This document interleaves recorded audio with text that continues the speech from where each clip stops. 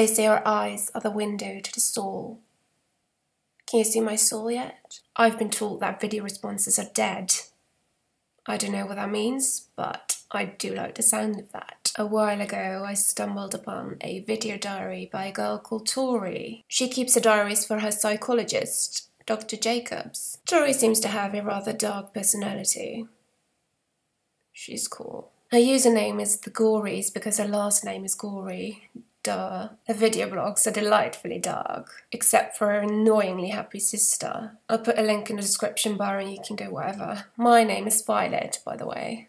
Welcome to my vlog. I feel like this is the part where I say something personal, when I'm not going to do that because I don't know you.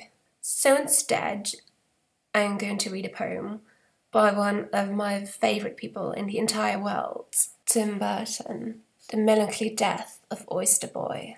And other stories. Robot Boy. Mr. and Mrs. Smith had a wonderful life. They were a normal, happy husband and wife. One day, they got news that made Mr. Smith glad. Mrs. Smith would be a mum, which would make him the dad. But something was wrong with their bundle of joy. It wasn't human at all. It was a robot boy. It wasn't warm and cuddly, and it didn't have skin. Instead, there was a cold, thin layer of tin. There were wires and tubes sticking out of his head. He just lay there and stared, not living or dead.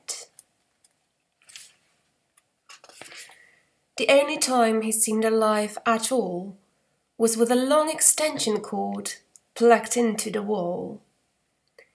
Mr. Smith yelled at the doctor, "What have you done to my boy? He's not flesh and blood. He's aluminum alloy." The doctor said gently, "What I'm going to say will sound pretty wild, but you're not the father of this strange-looking child. You see, there still is some question about the child's gender, but we think that its father is a microwave blender." The Smith lives were now filled with misery and strife.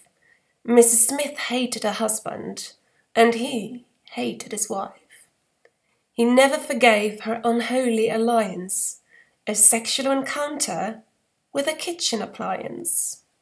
And Robot Boy grew to be a young man, though he was often mistaken for a garbage can.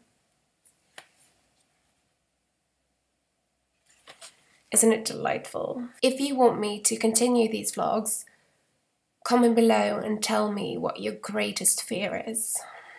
Bye now, see you maybe never.